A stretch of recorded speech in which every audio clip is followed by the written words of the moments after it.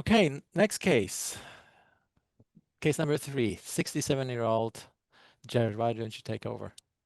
All right. Yeah. So this was an older adult woman, and she had a mass on the foot that podiatry removed by excising. MRI had been done ahead of time and found that it was well circumscribed in the forefoot, about 2.5 centimeters, and between the first and second metatarsal head.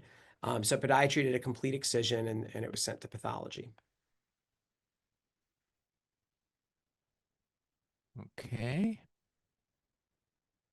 Hmm. Very kind of a circumscribed lesion with a huge, like a capsule, looks like, or a lot of pigment. So much.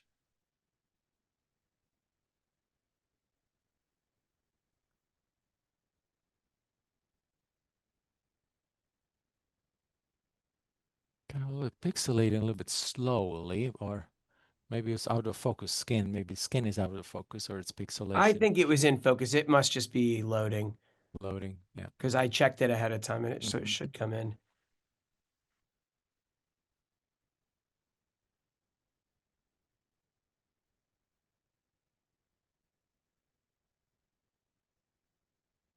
Let me see if there's another slide. Let's see how that one loads. It looks like the website is a little bit on the slow side here.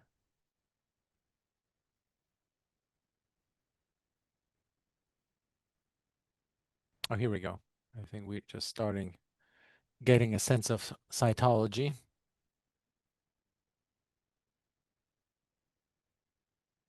It's always hard to see cytology in the context of hemosiderin, and because then you know nuclear from nuclear from the tumor, the nuclear from the macrophages. Yeah, agree. And especially on that other slide, at first, everything you see is just pigment and fibrosis and reactive change and This a big one, yeah, cystic blood-filled and fibrin-filled space. yeah, Um, so a slide like this, my initial impression might be a little different than, and it was once I saw the next slide, that one that Artur showed first, that I was like, oh, wait a second. yeah. It's kind of interesting low power, right? The cystic, hemorrhagic. Does anyone know what the yellow stuff is? It's not ink. There's brown kind of granular pigment in there, but there's also bright yellow stuff being deposited in the tissue. Hmm. Very good. What was? Hematoidin, something we don't see very often in dermpath, because hematoidin. So I had to look it up again because I always forget the mechanism behind it. But it's what happens when blood, when heme breaks down in low oxygen environments. So I actually found a paper. I was trying to remember what the pathway. It's that erythrocytes break down and porphyrins are released from hemoglobin, and then those convert to biliverdin, which becomes crystalline hematoidin. So they make like these little crystals. Sometimes they even polarize, sometimes they don't, I've found. But I see it in deep soft tissue more and rarely in skin because you just don't often get blood-filled pockets in the skin that are low oxygen. But I see it like in seroma cavities, old hematomas. And here there's clearly been a lot of bleeding, right? Yeah. So you offered additional information that this lesion was positive for desmin, so the cellular areas, EMA, a few cells, and ALK1. And then the next step is a question about your diagnosis. Yeah, so let's see what people think while I'm still showing more of that lesion.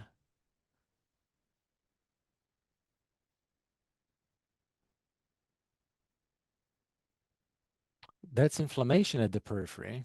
Hmm. Yeah. Indeed. Lymphocytes and plasma cells, Hmm. mostly, if I recall. Yeah. Yeah, that's exactly what it is.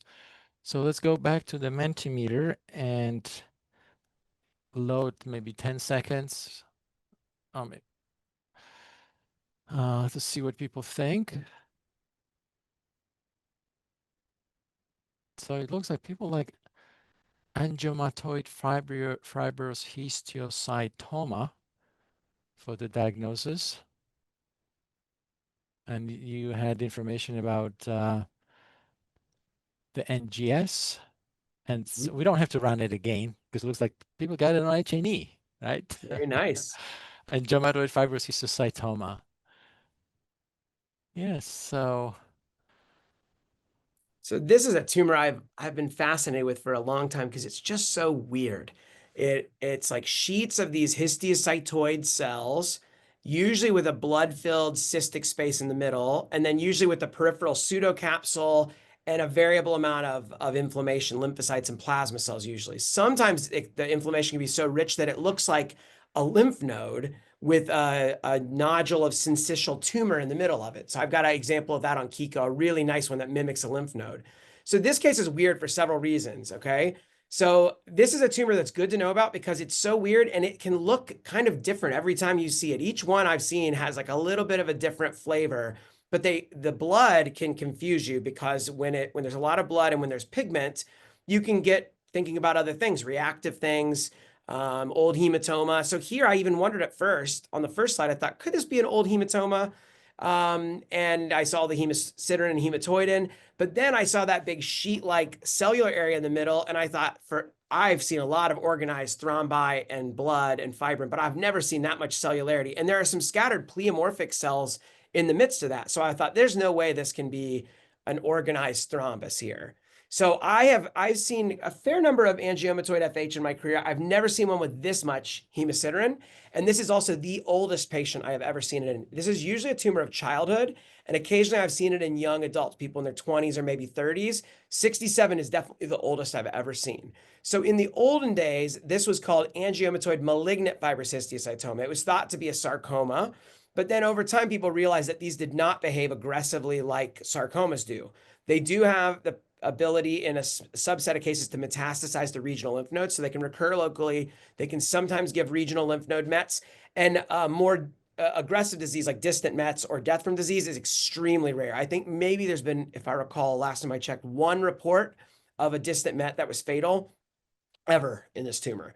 So in general, when I sign these out, I say that these are a tumor of intermediate malignant potential, basically, occasionally metastasizing, but rarely distantly. And I make a comment that more aggressive behavior is extremely rare. So they should be excised with negative margins. This case, it was narrowly negative, and I thought it was probably reasonable to follow up this patient, if I recall.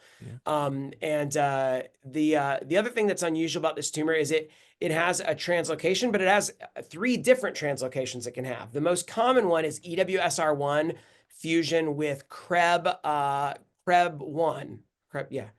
And then then the other 2 fusions are EWSR1 ATF1 or FUS ATF1.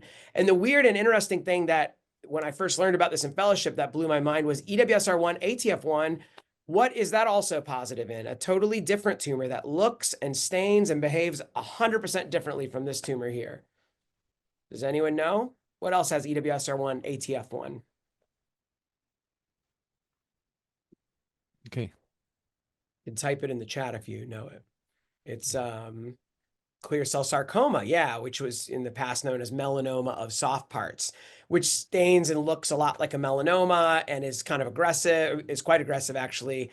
So that blew my mind in fellowship. Now that we know a lot more about molecular, it doesn't blow my mind as much anymore because we know lots of things have the same fusion in totally different tumors, right? We're seeing molecular answers some questions and then creates a whole bunch of new ones. So this is also a good exception. I love what Artur just said a minute ago about when you see monotonous nuclei, uniform nuclei, always think of a translocation tumor. Mark Edgar taught me that in fellowship, and I thought that was such a brilliant pearl. Most translocation-associated tumors are monotonous and uniform, but angiomatoid FH is a potential exception. There are some exceptions, and this is a most notable one. These, a fair number of them have scattered pleomorphism. And they can have a lot of rules that they break. And my friend Summer Bowman, who was a co-fellow with me at Emory when I was she was a Surg Path fellow when I was a soft tissue fellow. She went on to do her soft tissue training at Cleveland Clinic, and she and Steve Billings wrote a really nice paper about unusual exceptions to the rule in angiomatoid FH. It's a really excellent paper. I encourage you to read. It has lots of examples of times where angiomatoid FH doesn't follow the rules and doesn't look like it should. So this is easy to get mistaken because of the variability of its pattern. The other thing I always mention when I sign these out in a comment, because I've seen people get confused clinically about this, they think, oh, fibrous histiocytoma, so it's just like a dermatofibroma, right? So no, it's not the same thing. It's not at all related to benign fibrous histiocytoma, which is the same thing as dermatofibroma. So I make a comment that despite the name, this is totally unrelated to benign fibrous histiocytoma slash dermatofibroma. It's totally unrelated. So anyway, really Okay, cool. let's move on to case number 3. Those are the most esoteric ones. The other ones are a little bit more straightforward. Yeah. And just talking about, you mentioned Steve Billing, so we did a Dermpedia course 2 years ago, and it's available on demand, and we Yeah, covered Steve that is an topic. amazing derm path Yeah, and so soft tissue it's pathologist. yeah, Really great. yeah. It was this was actually the best uh, course ever on Dermpedia. Really, it's such a great update for everybody.